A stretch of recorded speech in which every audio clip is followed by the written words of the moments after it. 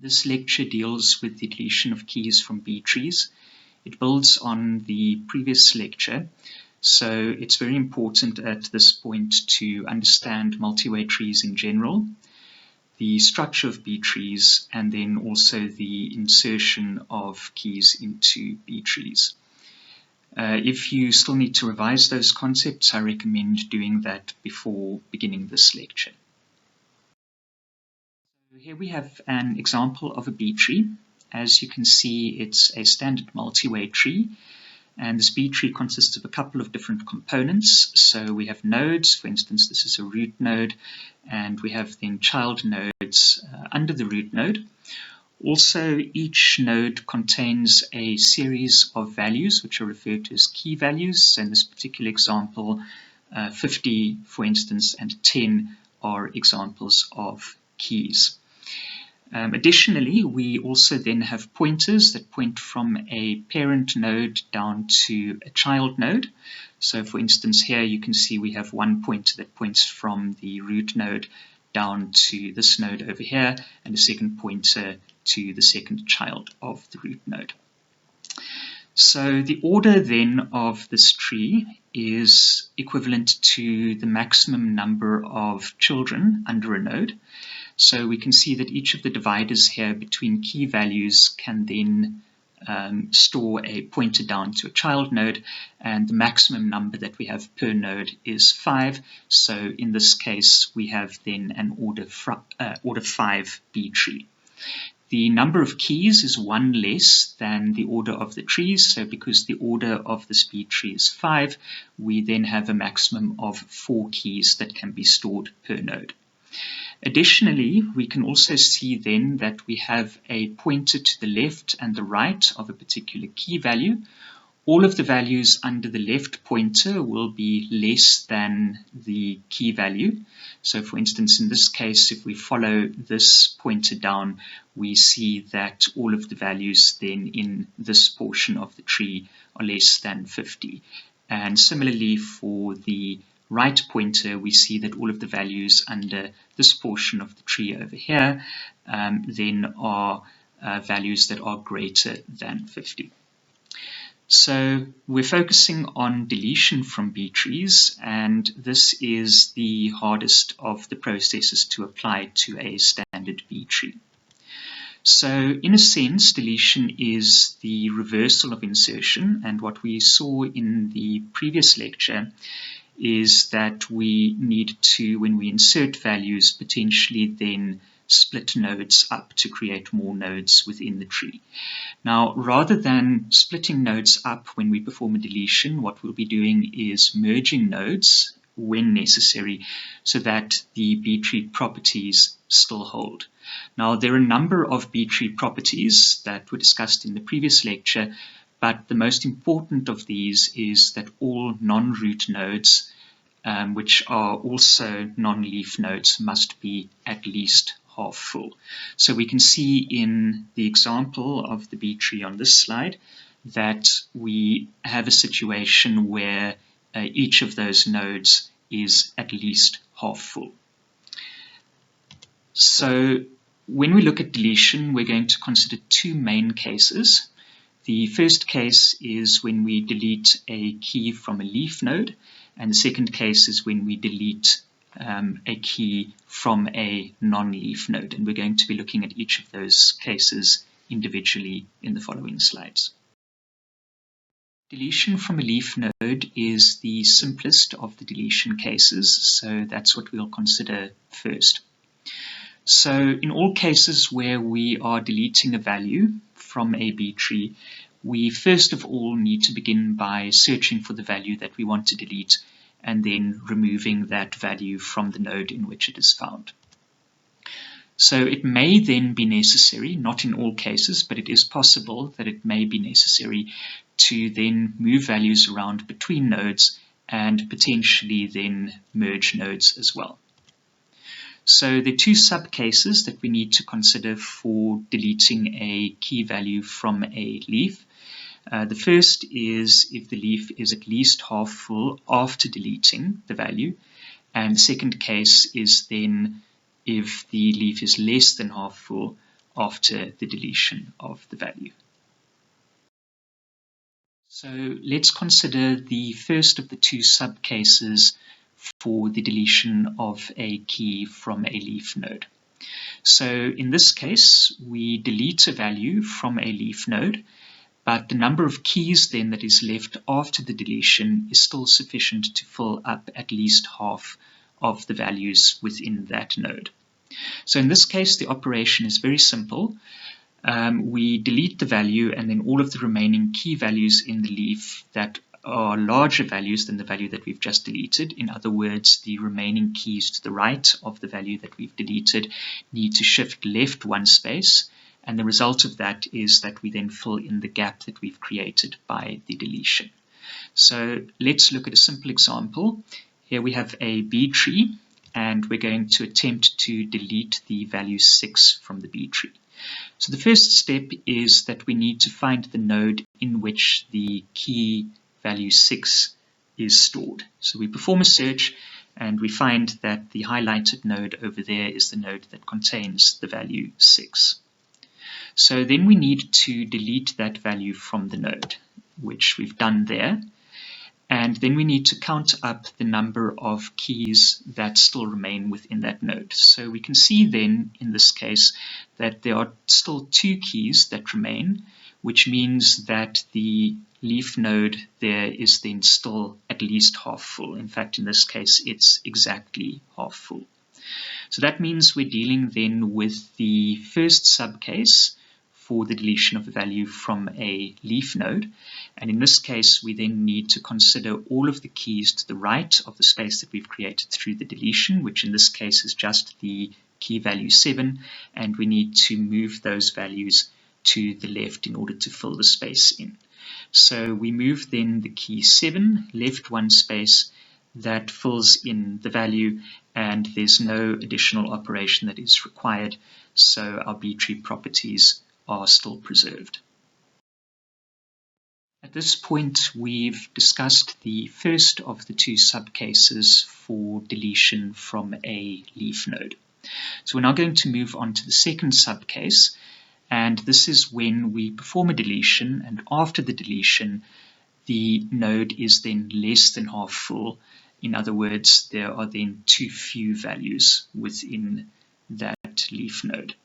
So in this case, we have then a situation which is referred to as an underflow case. And there are 2 situations that we have to take care of here. And these 2 situations are based on the siblings, in other words, the adjacent nodes of the leaf node that we are deleting from. So the first case then is if we have a left or a right sibling of the leaf node that we are deleting from, and one of those siblings, so either the left sibling or the right sibling, or potentially both siblings, then contain a number of keys exceeding the minimum requirement. So in other words, what this means is that at least one sibling is then more than half full. The second case is if both siblings of the leaf have a number of keys that do not exceed the minimum requirement. In other words, both siblings are at most half full. It is, of course, possible for a node to have only one sibling. So, for example, only one right sibling or one left sibling. And in that case, we then only consider that single sibling. So if we have a situation where we're deleting from a leaf node, and one of the siblings of that leaf node then contains a number of keys that exceeds the minimum requirement, then we need to choose one of the siblings that satisfies that requirement. And of course, if we only have one sibling that satisfies the requirement, then that sibling is the sibling that must be chosen. If both siblings satisfy the requirement, then we can choose either one of those 2 siblings. So then we combine all of the keys from the leaf that we are deleting from, the sibling that we've chosen, and then in addition to that, the leaf's parent key, and we combine all of those values into a single list. We then replace the leaf's parent key with the middle key in the combined list, and then all of the remaining keys are redistributed into the leaf node that we've deleted from, as well as its chosen sibling. So let's look at an example of this. Here we have a B tree, and we're going to delete the value 7 from this B tree. So of course the first step is we need to search the B tree for the value 7. We see that this node that's highlighted over here is the node that contains the value 7, and that is a leaf node. So then we delete the key 7, and we now count the number of keys left in this node, and we can see that we have only one key. So in other words, this leaf is less than half full. So now we need to consider the siblings. We have two siblings. We have a left sibling and a right sibling that we need to consider. And we see that the right sibling is the only sibling that is more than half full. So in other words, we must choose that sibling. We can't choose the left sibling because the left sibling is only half full in this case. So now we also consider then the parent key of the leaf node and its chosen sibling, and we combine then the values across that we've highlighted here into a single unified list. So here you can see the single unified list. We have the key value 5, the key value 8, 13, 14, and 15 that are contained within this shared list. So now we select the middle value in the combined list, which is 13 over there, and that must then replace the parent key. So the parent key is then removed. We replace that value with 13. Now we need to consider the values in this combined list that fall to the left of the middle value and to the right of the middle value. The values to the left of the middle value get distributed into the left node over here, so in other words the node that we've just deleted from, and the values to the right of the middle node over here are distributed into this chosen sibling over here. So we then do that. The keys 5 and 8 go into the leaf node that we've deleted from, and the keys 14 and 15 go into the chosen sibling.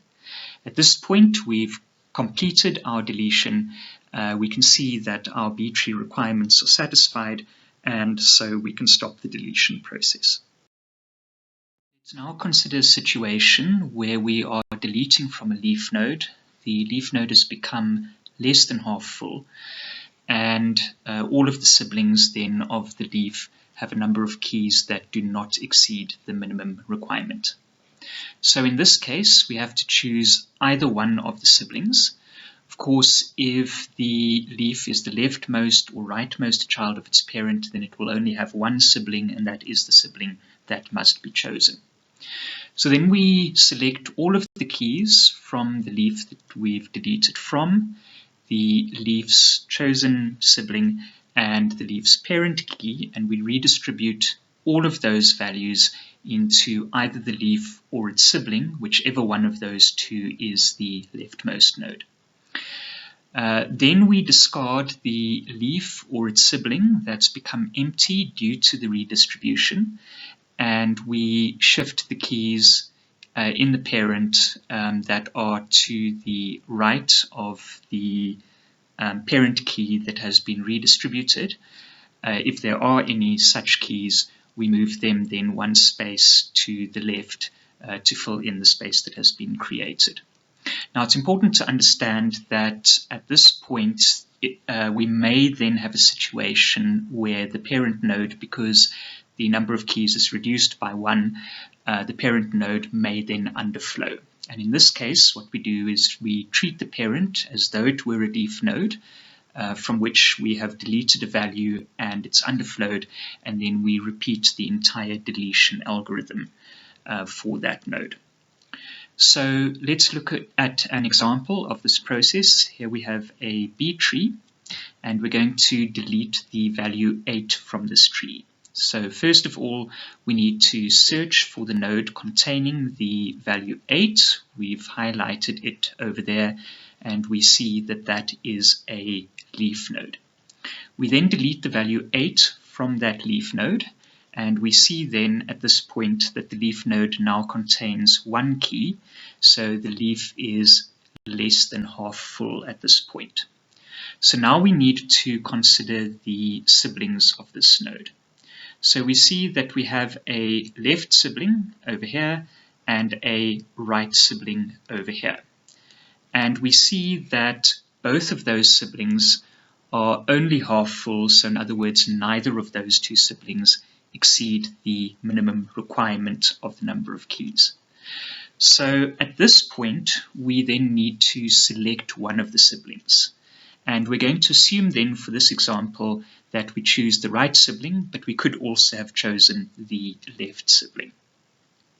So there I've highlighted the sibling that we've chosen. We need to also then include the parent key for those two nodes, and we now need to construct a single unified list containing all of the highlighted values over there. So here is our single unified list. You can see that we include all of the key values that have been highlighted here, so the 5, the 13, the 14, and the 15. So now we redistribute all of those values into the left node of the two leaf nodes that we've selected. So there you can see we've shifted all of those values, the 5, the 13, the 14, and the 15 into that node. You can see that we have removed the parent key over there, as well as all of the keys within the chosen sibling over here. So now we need to discard of the sibling that has become empty. Then if there had additionally been key values here in the parent node that appeared to the right of the key value that has been moved down via the redistribution, then those values would have to move one space to the left. Of course, there are no key values to the right of that position, so we don't need to take care of a situation where we need to move additional keys around. However, now we see, if we look at the parent node, that we have an underflow situation because we've removed a key from that parent node, so there is now only one key value within that node. So we now need to continue with the deletion process, treating that parent node that is underflowed as if it were a leaf node, and continue then the deletion algorithm. So continuing with this example, we now have an underflow situation, so we need to deal with that underflow. So we do this by treating then the underflowing parent as a leaf node that's been deleted from, and we repeat the deletion algorithm. So you can see we've highlighted over there the node that has underflowed. We see that it contains only one key, so in other words, this node is now less than half full. We then consider the sibling nodes. So over here we can see that we have one single sibling node of the node that we've just deleted from. So we see that the sibling node is not more than half full. It doesn't exceed the minimum requirement. So that means then that we need to merge that node with its key values into a single node, into the left node, which in this case is the node that we've just underflowed within. Alright, so there we've highlighted then the sibling that is not more than half full. We also additionally need to consider the parent key, and all of the values that have been highlighted there now need to be placed once again into a single unified list. So here you can see the unified list. It contains the key values 3, 16, 22, and 25 over there. So now we need to redistribute all of those values into the left node, which in this case happens to be the node that has underflowed. And we can see then that we also still at this point need to deal with these nodes over here, which are children of the selected sibling, which we have now redistributed all of the key values from. So we need to then also be sure that we move these values across along with the keys that we've redistributed. So in other words, the keys 22 and 25 have been moved across from this node over here. So we need to additionally move these pointers as well. So now we move those nodes across with their pointers. We see then at this point that the parent node, which was the root initially, as well as the sibling node, have both now become empty. So both of those nodes now need to be discarded. Now at this point we have completed the deletion because there are no further parent nodes that have underflowed. So now here is an exercise for you to perform. Here we have the B tree in its original form, as we discussed in the example on the previous slides. And once again, perform the initial deletion, in other words, the deletion of the value 8 from the tree. So in other words, delete the value 8, which is found within this node, and then continue the entire deletion process to its conclusion. But in this case, instead of selecting the right sibling of this node, select the left sibling and then complete the entire deletion process. So at this point, we've finished discussing all of the possible cases that involve a deletion of a key from a leaf node. So the only remaining deletion that we now need to consider is the deletion of a key from a non-leaf node.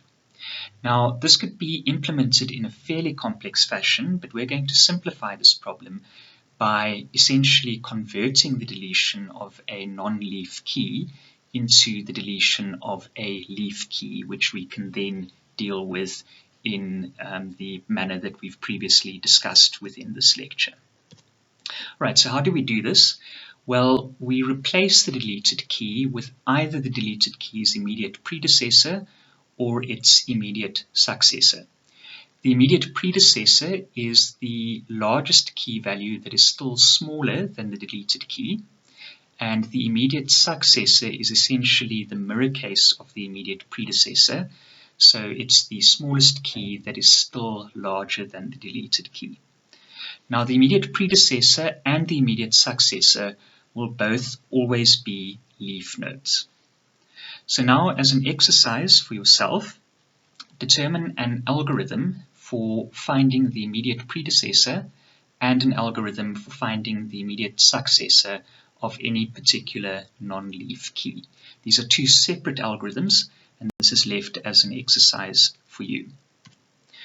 So now that we've replaced the deleted key, we then need to delete the immediate predecessor or the immediate successor, whichever one of the two we've chosen. This is necessary because otherwise the immediate predecessor or immediate successor key will appear twice within the tree. But because this deletion is then always occurring within a leaf node, because the immediate predecessor and the immediate successor will always be a leaf node, this can then be dealt with in the normal way that we've previously discussed within this lecture. Right, so let's look at an example of this. Here we have a B tree, and we are going to delete the value 16 from this tree. So first of all, we need to perform a search for the key 16, and we find it in the root node, and I've highlighted the key over there. So now we need to either choose the immediate predecessor or the immediate successor of the key 16. Now the immediate predecessor is 15. The immediate successor of the key 16 is 18 over there. Right, so in this case, we're going to choose the immediate predecessor, and we'll show on the next slide how this process would continue for the immediate successor. Right, so there I've highlighted the immediate predecessor. We now need to replace the deleted key with the immediate predecessor. So we remove the 16 and we replace it with 15, as I've done over there. So now finally we need to take care of the immediate predecessor, which we've copied. Otherwise, as we can see, the key value 15 occurs twice within this B tree. So we then just simply perform a deletion of that value. We can see that that is, of course, a leaf deletion. So we've removed that value. And now we need to consider how many keys are left within that deleted, that node that we've deleted from. So we can see that there are 3 keys left within this node.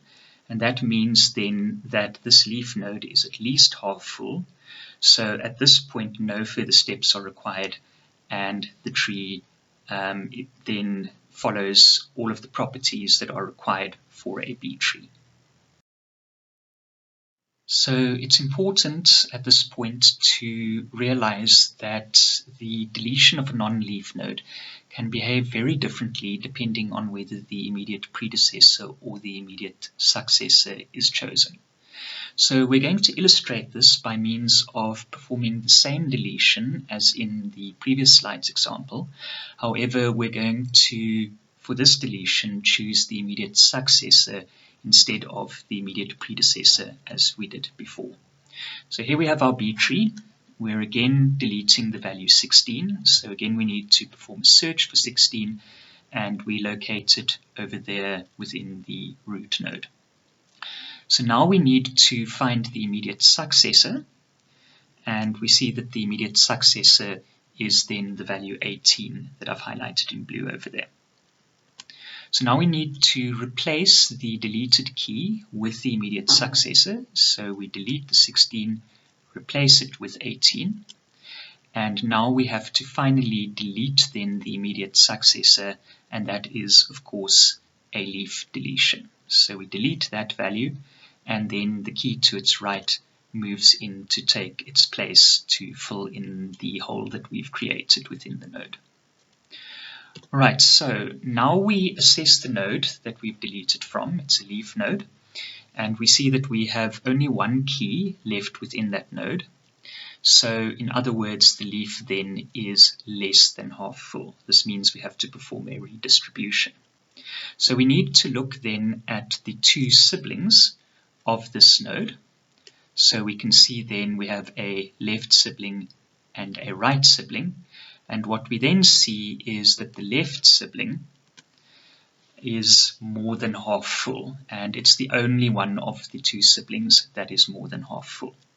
So we select that node, and then in addition we need to select the parent key for those 2 leaf nodes, which is then the key 18. So now we form a unified list of the key values that have been highlighted over there. So we have the list 5, 13, 14, 15, 18, and 20. We then need to find the middle value. We round down in this case. So over there I've circled 14, which is the middle value in this combined list. So now the value 18 is removed, that's the parent key, and it's replaced by that middle value, which is 14.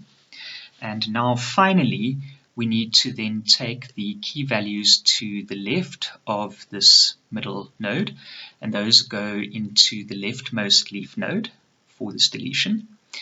And we then take the key values to the right of this middle value over here, and we place them in the rightmost of these leaf nodes involved in this deletion. Alright, so let's perform that operation. This means then that the keys 5 and 13 go into the left leaf node, and the keys 15, 18, and 20 go into the rightmost leaf node. At this point, we've completed our deletion. We can see also that this B tree still maintains the properties that we require for a B tree. The important thing to understand is that in the case where we selected the immediate predecessor, the deletion was very simple and straightforward. But in this case, where we selected the immediate successor, the deletion was a lot more complicated. Now, unfortunately, there's no way that we can determine reliably whether the immediate predecessor or successor will be a simpler procedure. We just simply have to make a decision and then continue the deletion process in the proper way.